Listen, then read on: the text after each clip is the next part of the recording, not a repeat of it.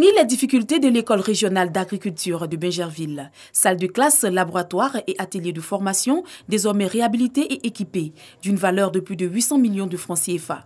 Ce geste de l'Union européenne exécuté par l'Organisation des Nations Unies pour le développement industriel ONUDI à travers le projet Profam vise à améliorer la formation professionnelle. La Côte d'Ivoire, c'est un pays leader en Afrique de l'Ouest pour l'agriculture, dans le domaine de l'agriculture. La moitié des emplois créés, c'est créé dans le secteur d'agriculture. Donc c'est un secteur extrêmement important. L'avenir de la Côte d'Ivoire, c'est la transformation. Et donc c'est ça, il y a un changement de génération. Vous les jeunes, vous les élèves ici, vous allez avoir une formation qui vous permet de faire une transformation. Et si la Côte d'Ivoire veut aller vers l'émergence, mais c'est vous. Pour le directeur général de l'Institut national de la formation professionnelle agricole, cette réhabilitation va contribuer à l'insertion durable des apprenants à travers une bonne formation. Je prends l'engagement devant vous de prendre soin de ces salles de classe, laboratoires et ateliers de transformation équipés de matériel de pointe. Le ministre de l'Agriculture et du Développement rural n'a pas manqué d'exprimer la gratitude du gouvernement aux donateurs. Aujourd'hui, on a réceptionné un établissement flambant neuf et surtout équipé avec des équipements de dernière génération, que ce soit pour les analyses, pour la formation en informatique.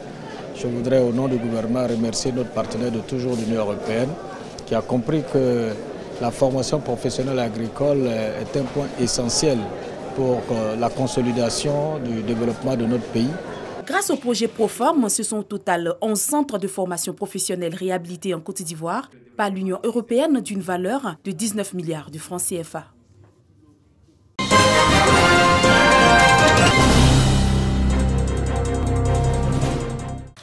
Kouto, chef-lieu du département dans la région de la Bagoue.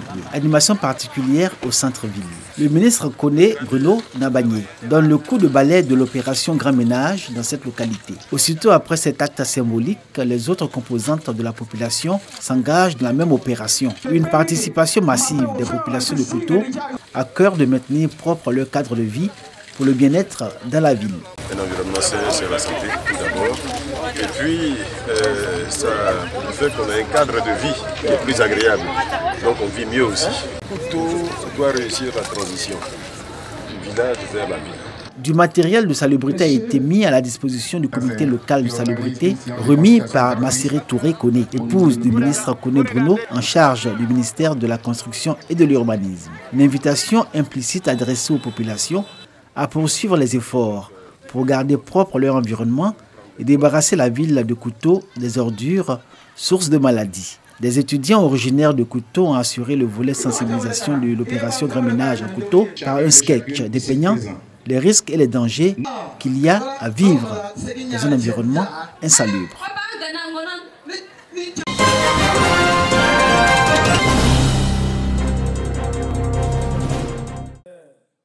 Musulmans et chrétiens, tous ensemble pour des prières pour un climat apaisé et une cohésion sociale retrouvée à Béoumi. Ces deux communautés religieuses ne veulent pas rester en marge de la recherche définitive de la paix dans cette localité.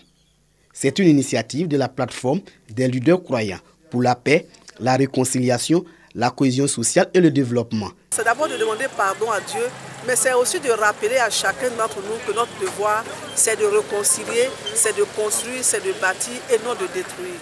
Moi, je suis heureux que cette initiative soit venue de vous-même, chers ministres des cultes. En tous, on retrouve la foi en quelque chose de supérieur.